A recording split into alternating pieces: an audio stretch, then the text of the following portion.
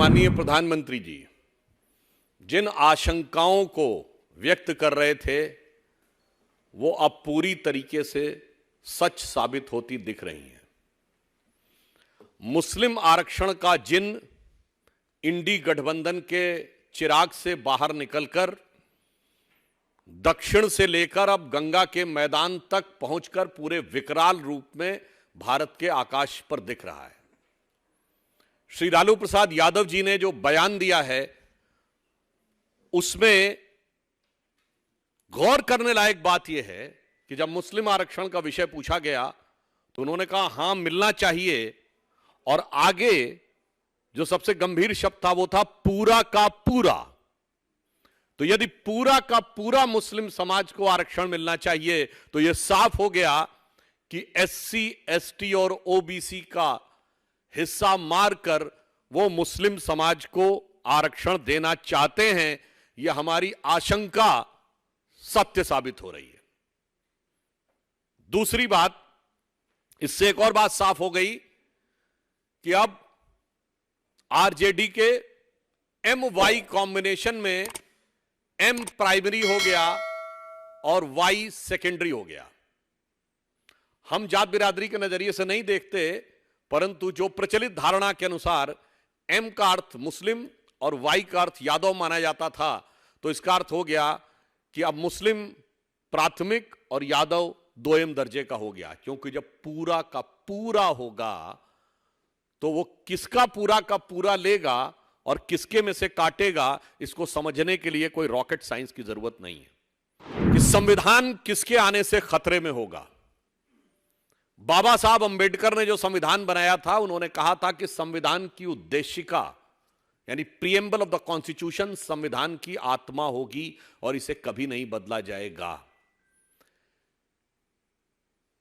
कांग्रेस की सरकार में संविधान का प्रीएम्बल, संविधान की उद्देशिका बदली गई, जिसे बाबा साहब अंबेडकर ने संविधान की आत्मा कहा था।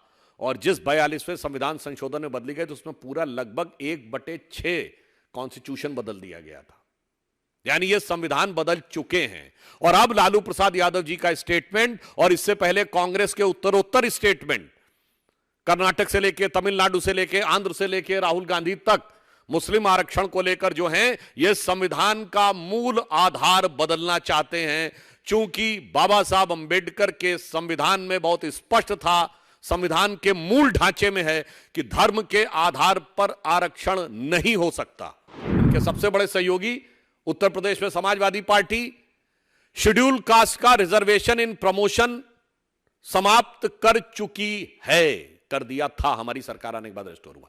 और समाप्ति नहीं किया था, जो एससी प्रमोट हो गए थे उन्हें हजारों लोगों को रिवर्ट कर दिया था।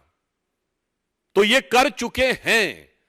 अलीगढ़ मुस्लिम यूनिवर्सिटी में और जामिया मिलिया इस्लामिया में एससी, एसटी, ओबीसी का आरक्षण समाप्त कर चुके हैं, मुस्लिमों को दे चुके हैं। कि इंडी गठबंधन का जो पायलट प्रोजेक्ट था, जो उसने कर्नाटक में, तमिलनाडु में और तेलंगाना में कहा, जो 2009 और 14 के मैनिफेस्टो में कहा भी है उन्होंने कि इसे पूरे भारत में लागू करेंगे, अब वो पायलट प्रोजेक्ट को ये पूरे भारत में लागू करना चाहते हैं। एक तरफ माननीय प्रधानमंत्री जी ने कहा है कि जो हमने विकास के कार्य करके दिखाए हैं वो ट्रेलर है, पूरी फिल्म जारी होना बाकी है।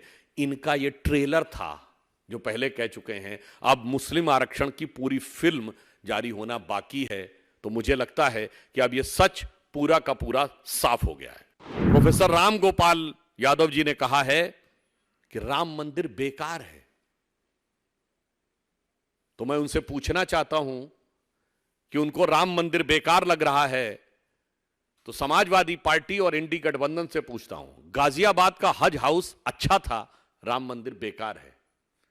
आगरा का मुगल गार्डन बनवाया आपने, वो अच्छा था और राम मंदिर बेकार है। उत्तर प्रदेश के जिले जिले में आपने कब्रिस्तान बनवाए, वो अच्छे थे और राम मंदिर बेकार है। जबकि इस्लामिक मान्यताओं के अनुसार पक्की कब्र और कब्रिस्तान कुफ्र है। यह बुखारी की हदीस में बहुत साफ है, जो जाके कई मुस्लिम उलेमाओं से कंफर्म कर सकते हैं कि स्वयं मोहम्मद साहब ने कहा है कि कोई पक्की कब्र नहीं होनी चाहिए, मगर उसके बावजूद वो कब्रिस्तान बनवाना अच्छा था और राम मंदिर बेकार है।